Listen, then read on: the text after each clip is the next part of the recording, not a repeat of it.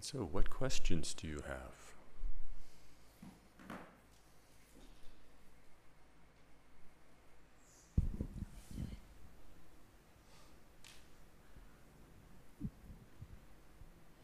Matthew.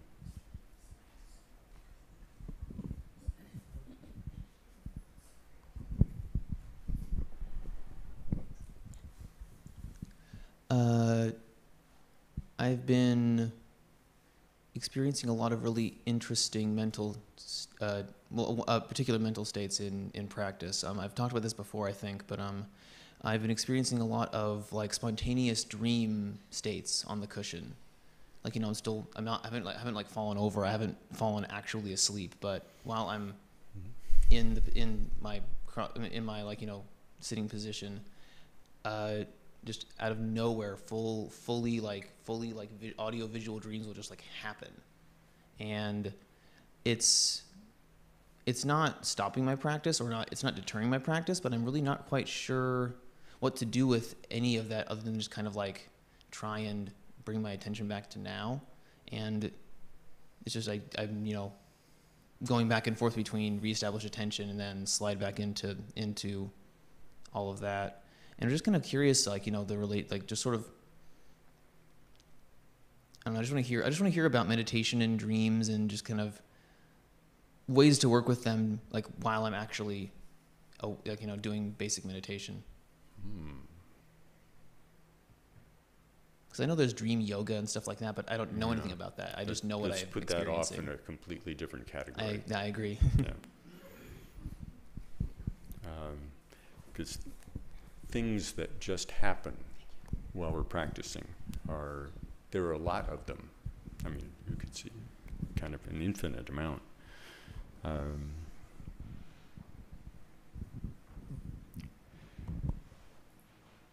One thing that I feel pretty confident in saying in this regard is that just because it's unusual and perhaps interesting doesn't make it really a special case in the context of calm abiding. It's not like all of a sudden, okay, this is the real deal. And sometimes we're enticed by things that are like, well, that's unusual. So then, I mean, my ordinary experience must not be the real deal. So therefore, this other thing must be more like that. So it's good not to follow that kind of thinking, sort of make a real special case out of it. And I think what you said you're doing is the right thing. You come back to the practice.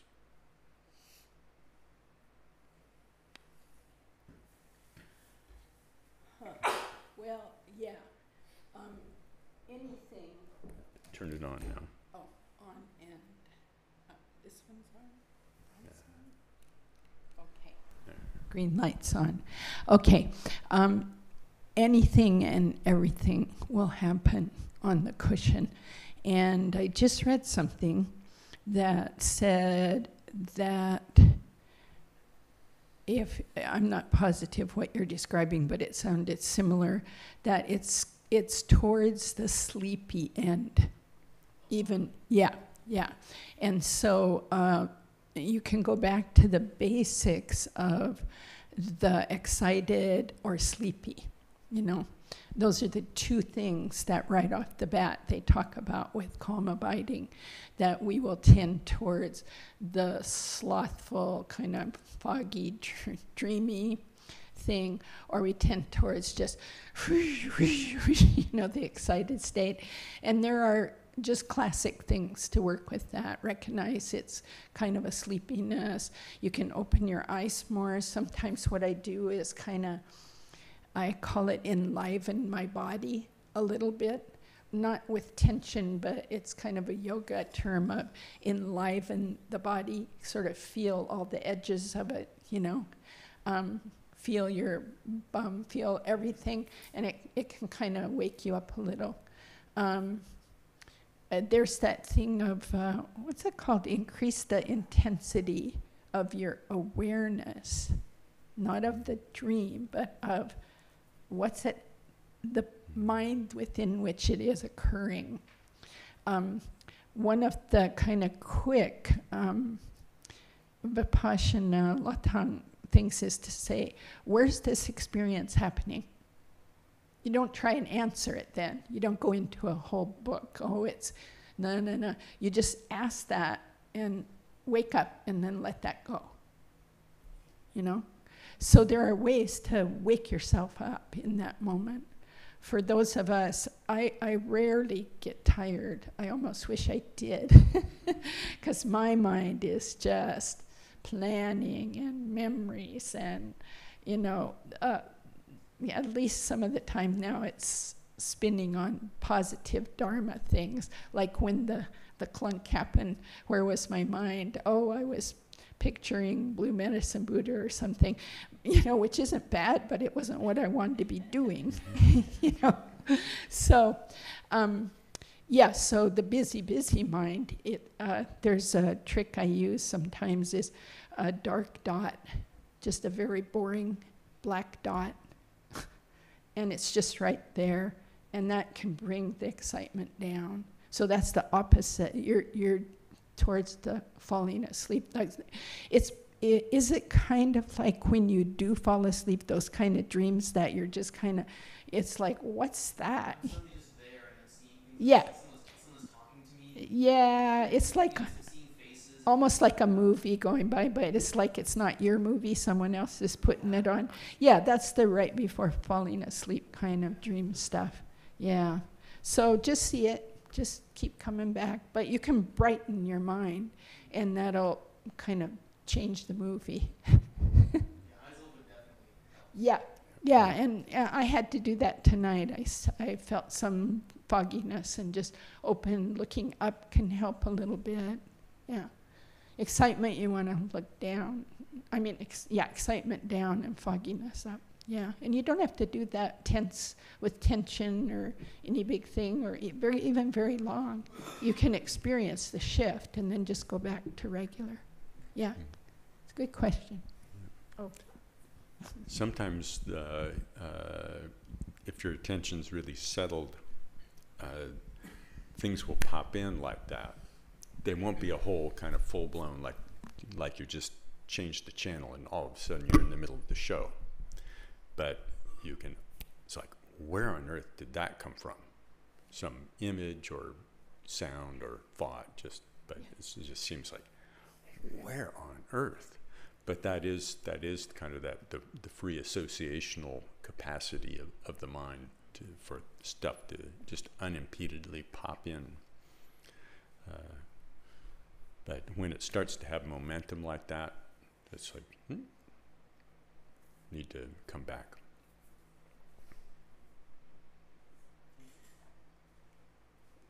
The thing I brought this morning to that kind of issue is as you come out of the sleepiness, then you just say, am I willing to let go of this? Because sometimes it's so enticing, like, why am I looking in the eyes of a Cheshire cat? You know, this is really cool, you know, and we want to go. But you can, am I willing to let go of this in order to have my calm abiding session, which is what I came here for. And that is exercising that muscle of concentration. I see I just wandered way off. Concentration. I'm learning to put the focus where I want and keep it there as long as I want. They say, like, the Dalai Lama can do this for 3 hours easily. You know, just there, nowhere else, 3 hours, you know. So that kind of tells us what we're trying, or what we can get to. Yeah. But we're going to get there moment by moment. Yeah. Bill, you mentioned early about filling space with a compassionate wish for others. Mm-hmm. Is there a practice for doing that on the cushion, for filling the space of shamatha with that wish?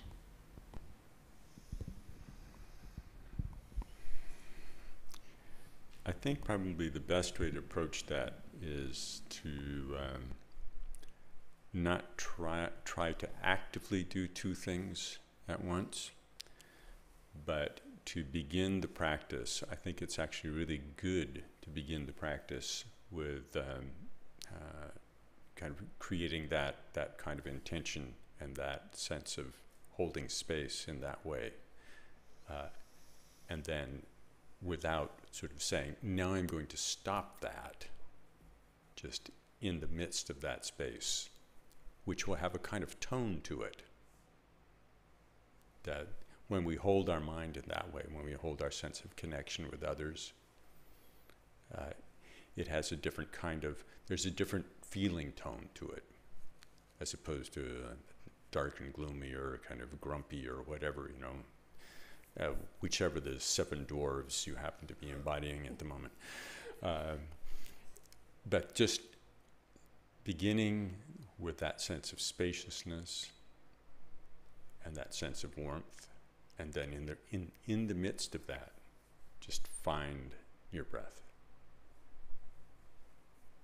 So you're not sort of, you're neither actively trying to do it nor actively trying to stop it.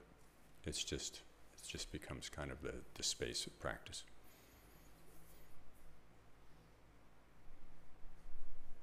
It's actually that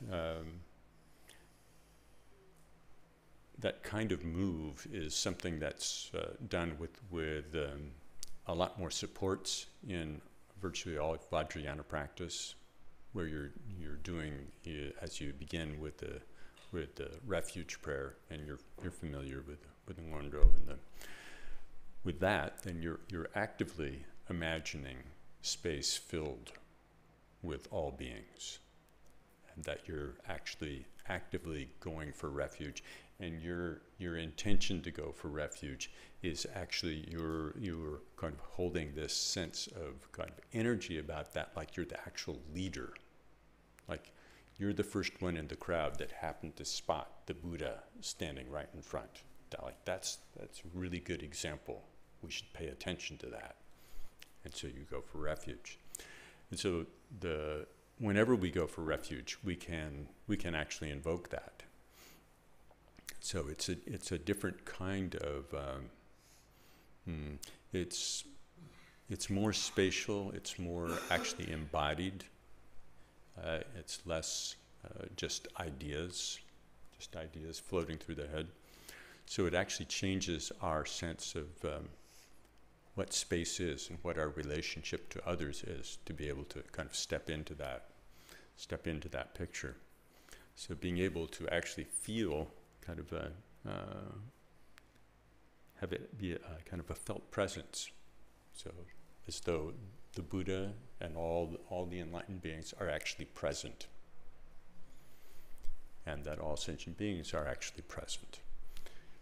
And then if we actually bring that to mind, it's actually that's a great way to start to do the refuge, just holding that space. And one of the things that occurred to me someplace along the line is that while it's easy to say, well, I am imagining space filled with sentient beings, and I am imagining all my connections. And when we use the word imagine, we tend to think, that's the fake thing. And, oh, I'm imagining that enlightenment in the guise of Buddhas. It's actually present. I'm imagining that. But my ordinary sense is actually the real thing. My ordinary mind states, the real thing. But the more I thought about it, the more I thought, actually, in my ordinary mind states, I continually ignore my connections to all beings. I'm kind of like, let's cut to the chase, let's get the job done, what are we going to do? Okay, here we're going to work on this project, everybody else is gone. But that's not actually what's going on. So in my ordinary mind states, I'm imagining this fake condition of disconnection, And in the practice of taking refuge with this visualization, which seems like this elaborate, made up imaginary thing, that's actually closer to the truth. And if we take seriously the teachings that actually enlightenment is so close you can't see it, then this sense of just bringing to mind the Buddhas, even, oh, well, they're all the way over there on the other side of the room, that's actually too far away. It's much closer than that. It's so close you can't believe it. So bringing to mind the presence of that kind of inspiration is also, that's, in a certain way, that's more real than what I tend to think of. Oh, I'm this poor schmuck, so cut off from all this kind of wonderful advanced spiritual stuff, which is obviously somewhere else. As one of my friends once said, it's something else embodied by a bunch of dead Asians that lived hundreds of years ago. Obviously has nothing to do with me.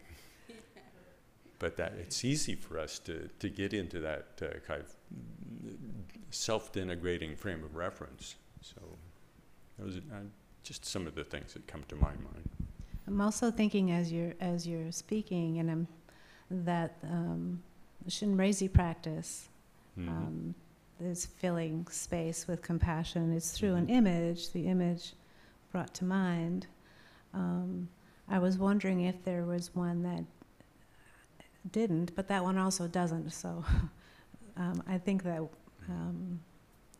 would you say that that's also a way of just kind of filling space with compassion, the Shinrezi practice when we're visualizing and even when we're not visualizing? Yeah. Yeah. The deeper we go into practice, the more I think it's possible to appreciate that our usual kind of, for the moment I'm just thinking the word transactional, our usual transactional notion of compassion and loving kindness and a kind of agenda oriented, like I'm so nice, it's so good to see you. Oh, you came tonight. I'm so glad, I'm relieved. Otherwise I'd have to sit here all by myself. So thank you so much. I'm feeling great affection for you today because you just did this.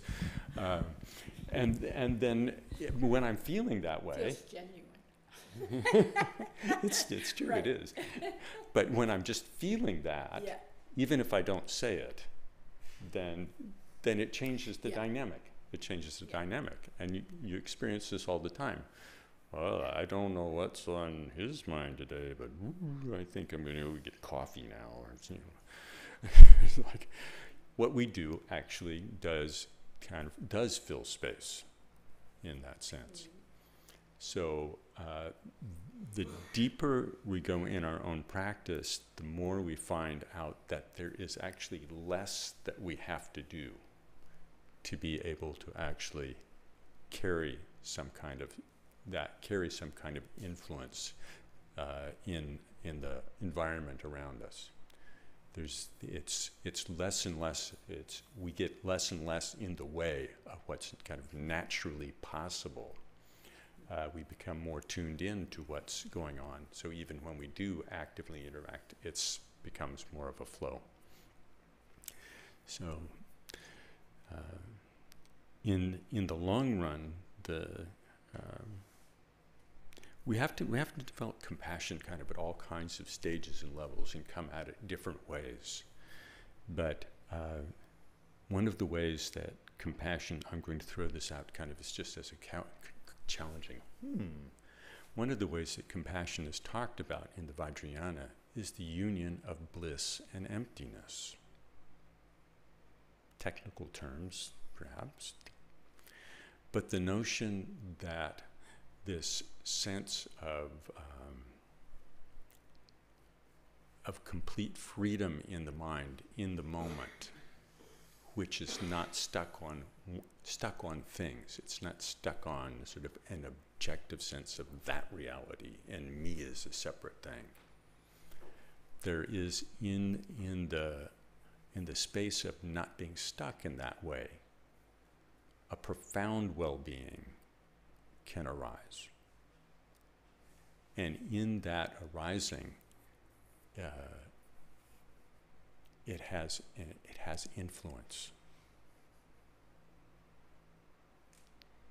And so it's very different than thinking about compassion as a kind of a strategy to make something happen that will make people feel better. It's very different. It's not contrary to that in the slightest, but it puts something else at the core besides our kind of our cleverness about figuring out what's needed. It puts something else at the core. Yeah, and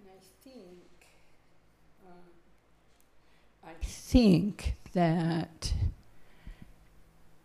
when we get closer to that, it is that union of wisdom and compassion. You know, they're not different, and compassion doesn't become something we've talked about here a lot, the fix-it kind, or the which has too much ego in it. You know, I'm going to save you, you know, or I'm going to influence this in a way that I think it should go, because that's better for everyone. That's really low-level compassion, maybe not even so much. But it's more the being it. So it's a lot more, we used to make this joke, do be, right? Do or be. This is a lot on the be side and not the do side, you know, do be, do. But it should be be, do, be. Mm-hmm. Sorry. Otherwise, there's too much do. Yes, if you do a lot, there's a lot of do left, and not any room to be. Yeah, no room. But I was thinking from your question, Judith, about how I'm noticing more and more that what we do on the cushion, this sounds like a no-brainer, but it's really becoming more, maybe I'm seeing it more. What we do there, we also do off the cushion. So if you start your session on the cushion and you set up this context, it doesn't even have to be very fast or very long. You know, I'm here for all sentient beings. You flash on, wow, 7 billion humans, countless animals. Okay, that's, and I'm smack in the middle. Like Bill said, we're never alone. In my house, I'm not alone. I mean, how far is my neighbor from me? Really measure it, you know? And besides all the bugs in the house, we're just so surrounded. But we don't notice that. That's part of our delusion, our confusion of this independent I running around, independent self, which can, anytime you look at it, you can take it apart and cannot find. But we don't look very close. We just run around doing. And so you just set that context, and then in your session, and you let go of it. You're in it, doing the practice. You don't have to then continually bring it back.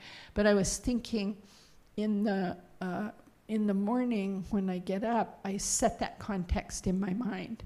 I have several quick prayers even before I'm out of bed.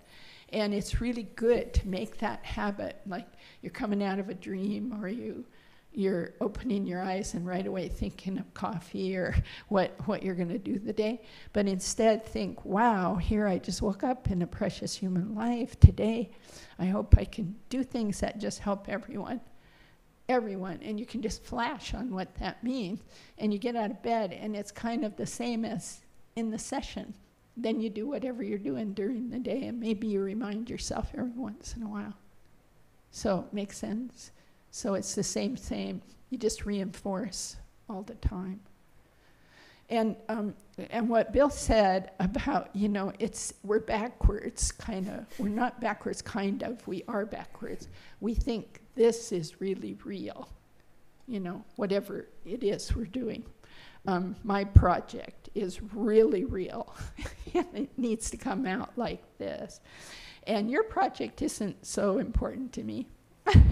But I hope your project goes fine. But get out of my way. You know what I'm saying. So Lama Michael one time said this thing to us in one-year retreat, and it was just really good to work on both in and out of one-year retreat. He said, kind of what we're trying to do is feel like it's normal to be Chenrezig walking around. Feel like it's normal to live in a Pure Land, you know, and that it's pretty abnormal to be, you know, doing all the stuff we do back home. And it was like, wow, that's kind of scary, you know, and intriguing and everything. But that's really where Vajrayana tries to go. And it's closer to reality. Of course, we can get stuck grabbing onto that too and making that into a problem. But if you practice it well, you don't, or with a teacher helping. But you see the trick we have to do? We have to trick ourselves out of our habit of individual, I'm the most important. We have to do things that pull us out of that. And there are many things in Buddhism, you know. Deity practice is just one. Working on all that nundro, like you do 100,000 prostrations, things change for you. Even your body changes. But, you know, we do these things. Or a lot of calm abiding. You watch, you see, wow, nothing lasts. Not one of these things, my God, they never end either. Just like Lama Michael says, it's continuous, surging, changing, like shut the machine off. I heard him say that one. There's no button to shut the machine off. Stop. You know, that's just another thought, and then another thought. It is unimpeded, you know? So that's how we do. You have something? No?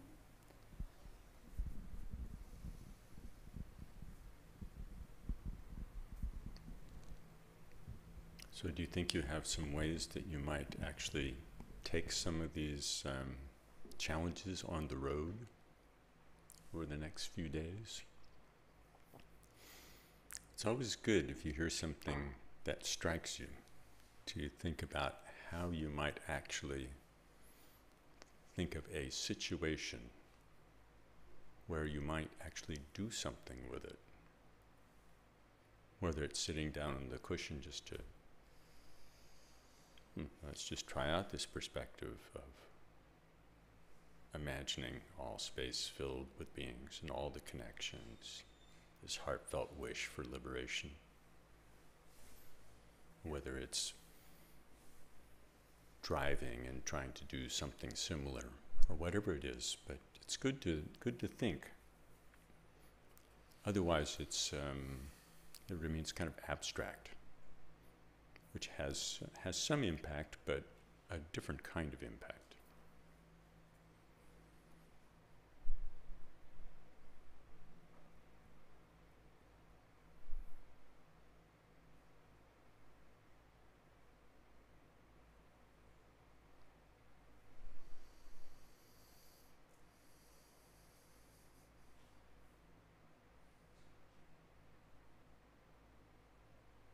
Does anybody have, I know how I could try to do that?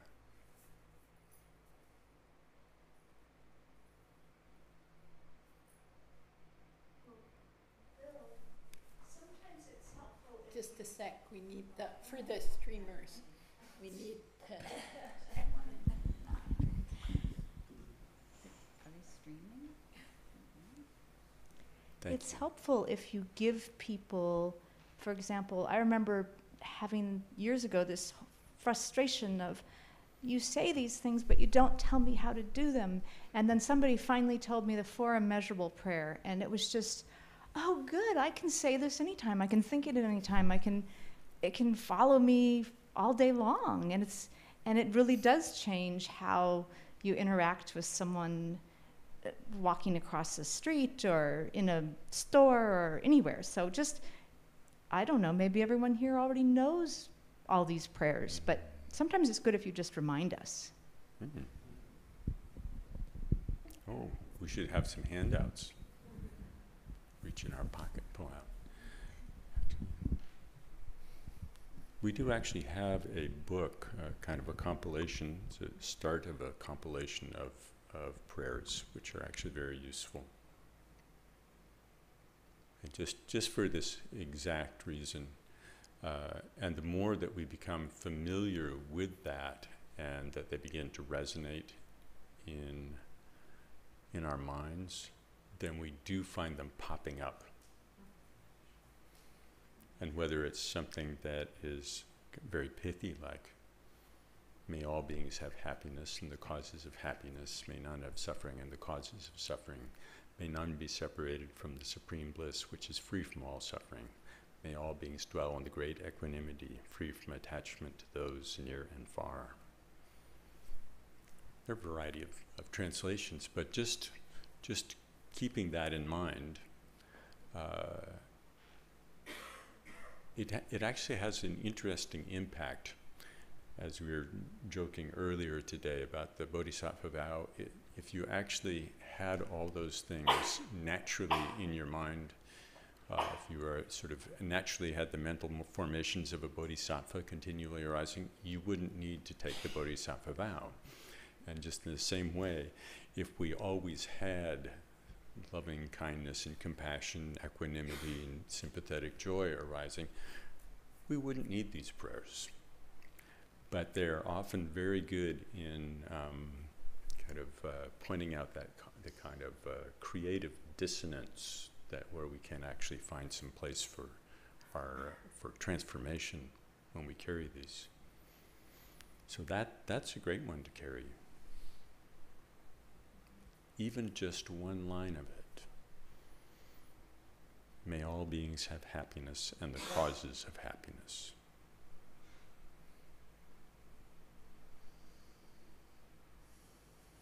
It's good to have something like that. There's one book on that's just all it's about the mantra for Chenrezig, and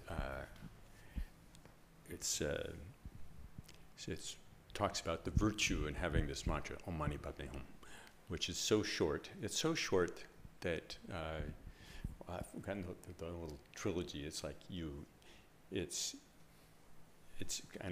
it's impossible not to learn it. It's almost impossible to forget it. But there's a little trilogy of things that goes along. I've forgotten that part, but I remember the mantra. But having something like that, having kind of pithy things that you can carry is great. The Mahamudra aspiration prayer is kind of on the other end of the spectrum in terms of being several pages long, but it's definitely something that once you become familiar with it, different parts of it come back to mind. Looking again and again at the mind which cannot be looked at, one sees vividly for what it is, the meaning of not seeing. So, like that. Cynthia. It's interesting that you use that stanza, because Khenpo Kunga at one of the week-long retreats for Theragar suggested that we use that stanza like every day as part of our practice, that stanza of looking. But what I was thinking about was not on the cushion, but sometimes instead of my mind doodling on all the different things I can go off on, sometimes I just say, okay, I take refuge in the Buddha, Dharma, Sangha. So, and then like Lama Michael has suggested, ask yourself, well, what's that mean? And then I just doodle on that, and I elaborate what the Buddha is and the manifestations to me, in my life, in my ordinary life, and what the Dharma is and what the Sangha is, and all the permutations, and that shifts how I see. And that's something that's kind of hard to forget, the Buddha, Dharma, Sangha, and sometimes just using that as a jumping off point anyway. That would be another thing. Any prayer of refuge. To have that in mind. And then just that shift. What am I in the flow of my mind in this moment? What am I actually taking refuge in? And then we can see.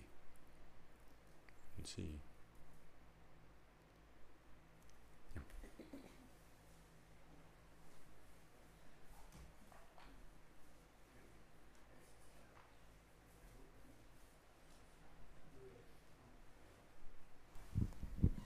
So, going back to your compassion, being, not doing thing. So I've had a few different situations recently where there's been some level of kind of adversity or conflict with someone, different people. And at that moment, I've been able to really just see their own confusion of their conflict and within themselves. And in all of these situations, I've been able to just have the time to walk away and think about a more skillful means to handle it instead of create an argument or more conflict. And so I think just kind of seeing that confusion within their own confusion has helped me change the way I react. And each of these situations, all very different, I've ended up almost doing nothing and kind of just wishing them well. But as good as that felt to do, I still had this uneasiness within myself. And I don't know if this is just my patterns or my ego, but, I really just kind of wanted to complain to them and yell at them and get mad at them. And so I didn't do any of those things, but it's still stirring inside of me.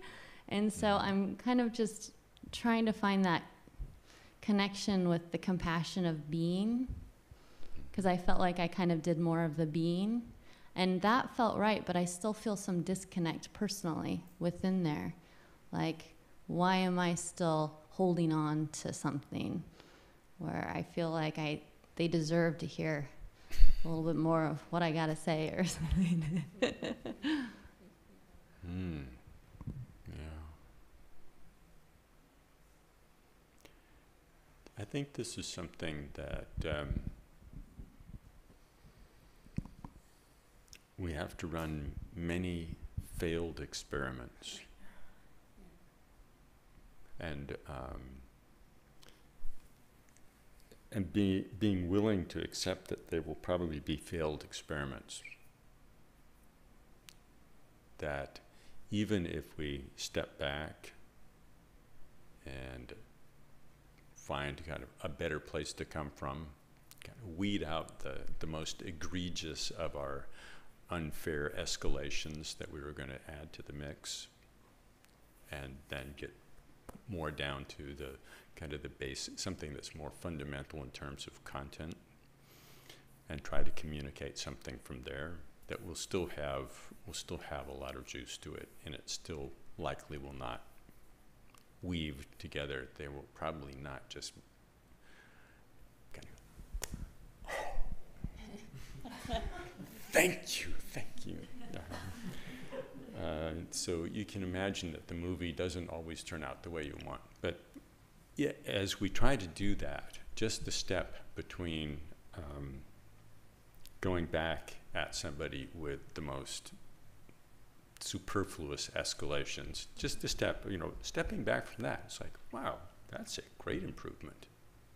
And then as we go along, we have to try things and see. But it's good to keep an eye on that piece. The more we can actually understand our own confusion, that's really the key.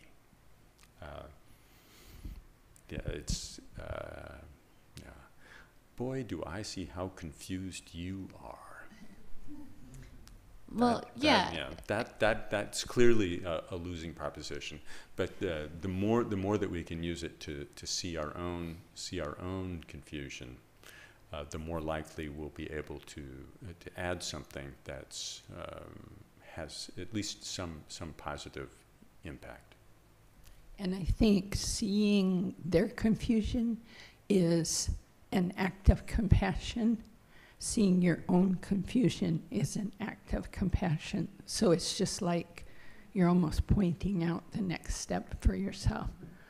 And I don't know why, but it seems to be a theme for most of us that we have a real hard time coming to true, deep compassion for ourselves, that you are suffering from it.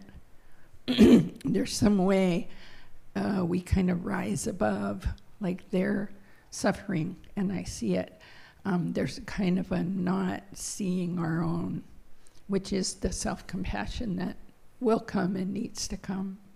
Maybe not by yourself. You might need someone to help sort it out. But that's so important. And anytime we see our confusion, someone else's confusion, compassion naturally rises. You described that. The compassion of not yelling at them and not, that's an act of compassion. It naturally rises like, oh, they're just suffering. Oh my God, oh, I'm just suffering. You know, we're just suffering together. And it naturally rises from that insight. So it's good, you know, you're doing it. It's just, I think the next step is don't try to sort it all out on your own. You know, because we always, when we sort everything out on our own, we end up with our limits. You know, we can only lead ourselves as far as we can lead ourselves. And then we need often, it can just be a friend, it can be a teacher, it can be anything, but we can't see it. That's why we have therapists, that's why we have teachers, that's why we have Dharma friends, where we're blind. Yeah. But it sounds like you're just plain making progress, so be happy. Happy about that. We forget to rejoice. That's important. That's a wonderful last word. Rejoice. So let's dedicate the merit. By this virtue may I quickly realize Mahamudra and establish all beings without exception in this state.